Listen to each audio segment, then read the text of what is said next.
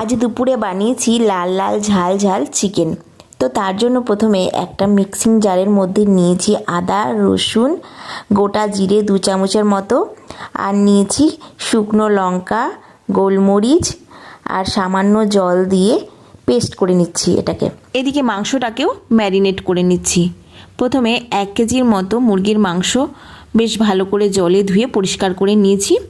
এর মধ্যে দিয়েছি নুন হলুদ গোটা শুকনো লঙ্কা তেজপাতা পরিমাণ মতো সর্ষের তেল আর দিয়েছি একটা মিডিয়াম সাইজের পেঁয়াজ কুচি। সব কিছুকে খুব ভালো করে মাখিয়ে নিয়ে আধা ঘন্টার জন্য ঢেকে সাইডে রেখে দিচ্ছি। এদিকে গ্যাসে একটা কড়াই বসিয়ে দিয়েছি পরিমাণ মতো সর্ষের তেল।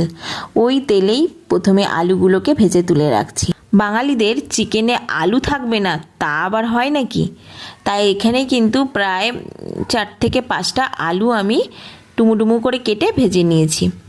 এরপর ওই একই তেলেই দিয়েছি একটা বড় সাইজের পেঁয়াজ কুচি।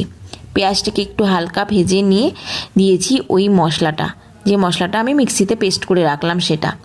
ওর মধ্যেই দিয়েছি একটু লাল লঙ্কার গুঁড়ো। হাতে বেশ কিছুক্ষণ সময় নিয়ে একদম লো আঁচে মশলাটাকে খুব ভালো করে কষিয়ে নিয়েছি। মশলাটা থেকে যখন তেল ছেড়ে দিয়েছে তখন আমি আগে থেকে ম্যারিনেট করে রাখা মাংসটা ঢেলে দিলাম। মাংসটাকে দিয়েও খুব ভালো করে একটু কষিয়ে নিতে হবে।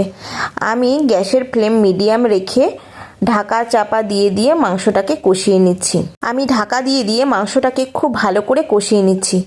মাংস যত ভালো করে কষানো হবে মাংসর স্বাদও কিন্তু ততই ভালো হয়। যতবারই আমি মাংস রান্না করি ততবারই আমি চেষ্টা করি মাংসটাকে খুব ভালো করে কষিয়ে নেওয়ার। এদিকে খুব ভালো করে মাংসটাকে কষিয়ে নেওয়া হয়েছে। আমি কিছুটা কষানো মাংস একটা প্লেটে তুলে রাখছি। শীতের দিনে রোদে বসে লাল লাল ঝাল ঝাল মাংস কষা খেতে যে কি ভালো লাগে তা কিন্তু মুখে বলে বোঝানোর মতন না। চিকেন কষাটা আগেই কিন্তু আমি খেয়ে টেস্ট করে দেখছি কেমন হয়েছে। চিকেনের পাতলা ঝোলের থেকে চিকেন কষাটা খেতে কিন্তু আমার দারুণ লাগে। তোমাদের কার কেমন লাগে অবশ্যই কিন্তু কমেন্ট বক্সে জানিও। মাংসটা তো কষানো হয়েই গেছে। ওই মাংসে আমি পরিমাণ মতো জল দিয়ে দিচ্ছি।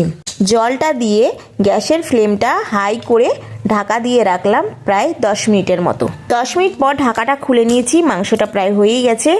আরও 5 মিনিট মতন আমি এটা রান্না করে নিয়েছি। সব শেষে একটু গরম মশলা দিয়ে দিলাম। আমার বানানো রেসিপি তোমাদের কেমন লাগে অবশ্যই কমেন্ট বক্সে জানিও। ভালো লাগলে সাবস্ক্রাইব করতে কিন্তু ভুলো না।